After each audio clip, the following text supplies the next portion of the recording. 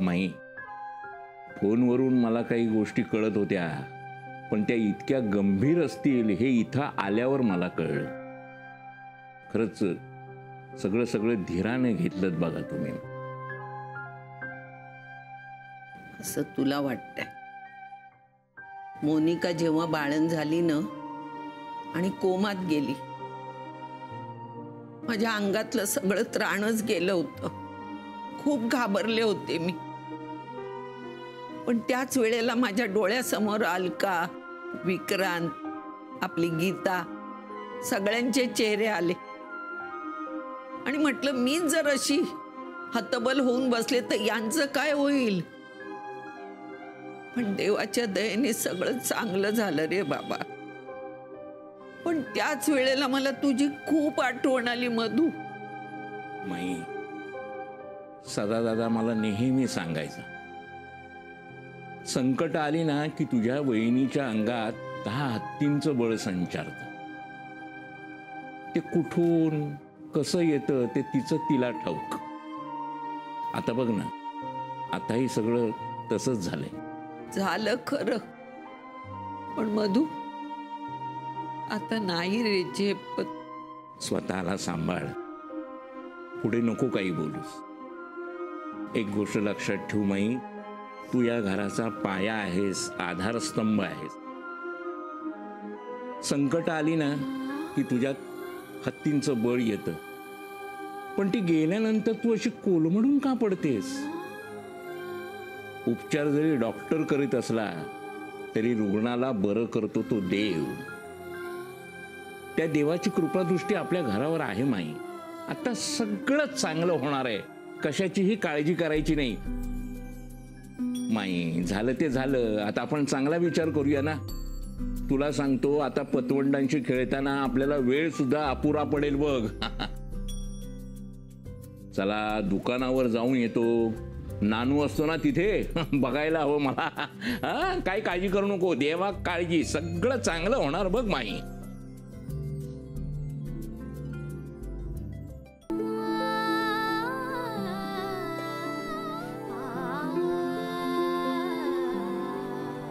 जरा बोलायचं होतं.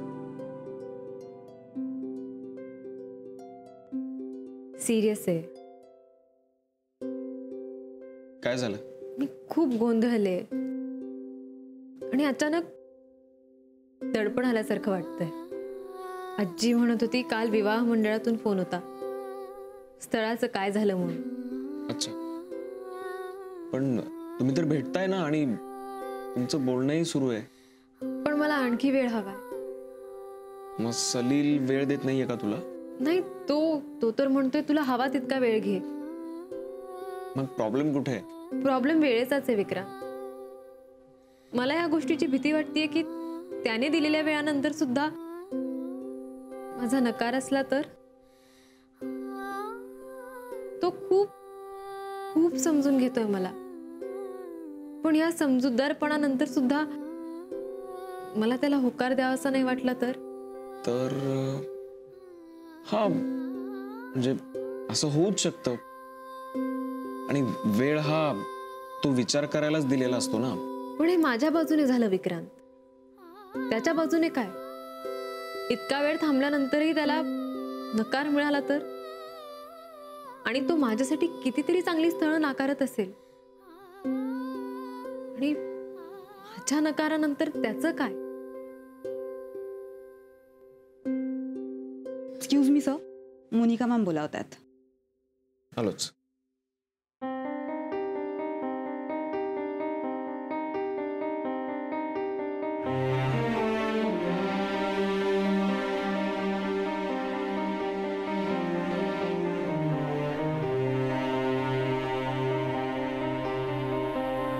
काय झालं? विक्रांत, मला कंटाळा आलाय. तू मला इकडे एकटा का सोडून जातोस? आता मी शुद्धीवर आले ना, मग बेशुद्ध असल्यासारखं टाकून का जातोस तू? मोनिका, हे बघ, तू बेशुद्ध होतीस ना, तेव्हाही एकटी नव्हतीस आणि आत्ताही नाहीयेस. आणि तुला काही हवं असेल, काही लागलं तर तू स्टाफला बोलावूच शकतेस. स्टाफ बद्दल नाही बोलत आहे. तुझ्याबद्दल बोलतेय. मोनिका, तुला हे चांगलं माहितीये की मी 24 तास नाही देऊ शकत तुला. तू मला 24 तास द्यावेस अशी अपेक्षाच करत नाहीये मी. सूप भरवलं होतंस ना मला, तेव्हा किती वेळ होतास तू माझ्याबरोबर? विक्रांत, त्या सूपपेक्षा तू माझ्याबरोबर असणं माझ्यासाठी जास्त महत्वाचं होतं. तू नुसता बरोबर असलास ना तरी मी लवकर बरी होईन. मोनिका, हे बघ, तुला बरं वाटावं म्हणून बाळ तुझ्या जवळ असणंही पुरेसं आहे आणि त्यामुळे तुझा एकटेपणाही जाईल. एकटेपणाचा प्रॉब्लेम सॉल्व्ह होईल? नाही सॉल्व्ह होणार एकटेपणाचा प्रॉब्लेम, कारण आता तुम्हाला डिवोर्स देणार आहेस ना. आयुष्यभर एकटंच राहायचंय मला. एनिवे, मानसी कुठे? नाही म्हणजे कायम ती तुझी शेपूट असल्यासारखी तुझ्या मागे मागे फिरत असते ना, आता दिसत नाहीये म्हणून विचारलं. ती गेली असेल. असेल असेल म्हणजे तुमचं आजकाल एकमेकांशी फारसं बोलणं नाही होत का? ती सलीलला भेटायला जाणार होती. Come again? काय बोललास तू? ती सलीलला भेटायला जाणार होती, कळलं? That's great. That's very good. चांगली प्रगती आहे नाही?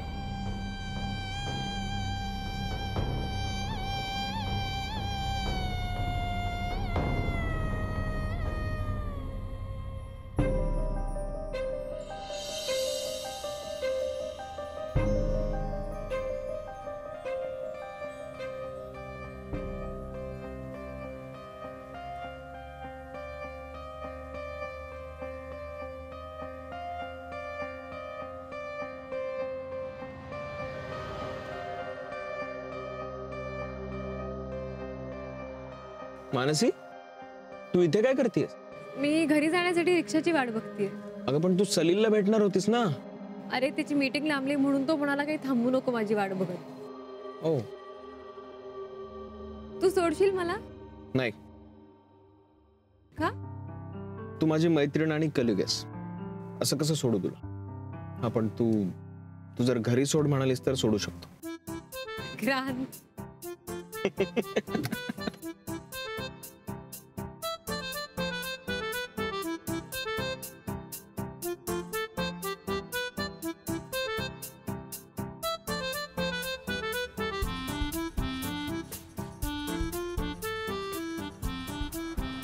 विक्रांत, मला सलील या विषयावर आत्ता नाही बोलायचं.